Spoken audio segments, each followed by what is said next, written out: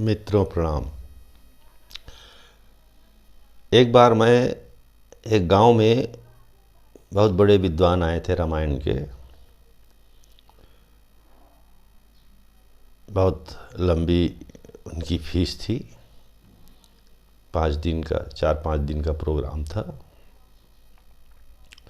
तो पहले दिन उन्होंने एक कथा बताई ऋषि मुनि की और सत्संग कर रहे थे। सत्संग करना चाहिए और कहा कि आप अपने घर में भी अपनी पत्नी के साथ बैठकर भगवान की चर्चा कर सकते हैं। ये सत्संग है। तो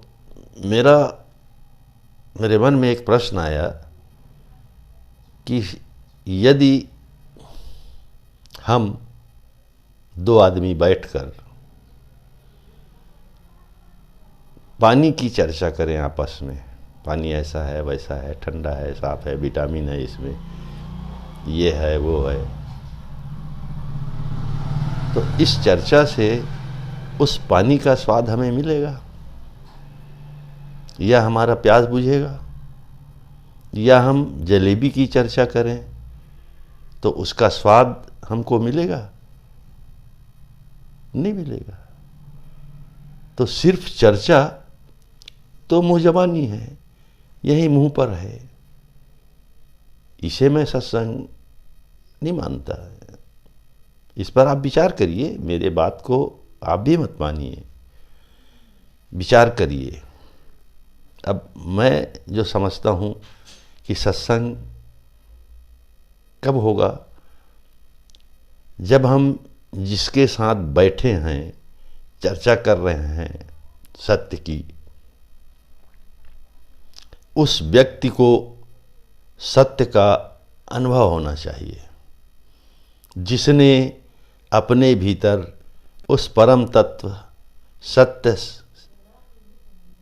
प्रभु राम कृष्ण जो भी आप कहो, उसका अनुभव किया हो, उस आध्यात्मिक शक्ति का अपने अंदर अनुभव किया है,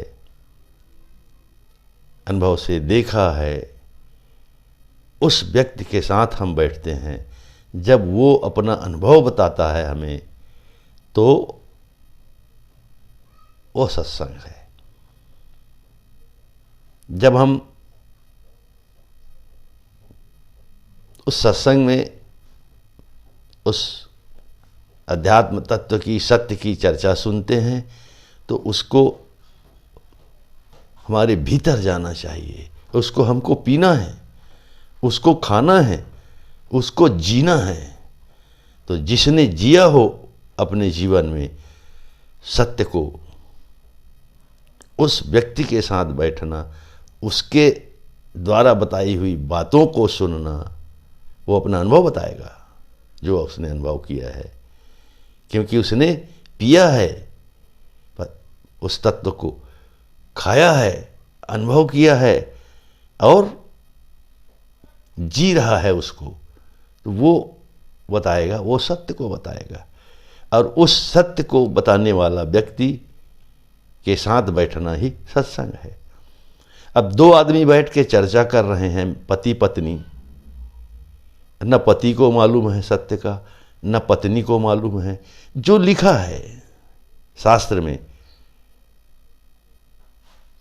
लिखने वाले ने अपना अनुभव लिखा है उसमें, और हम उसी को देखकर पढ़ रहे हैं। हमारा तो अनुभव नहीं है वो,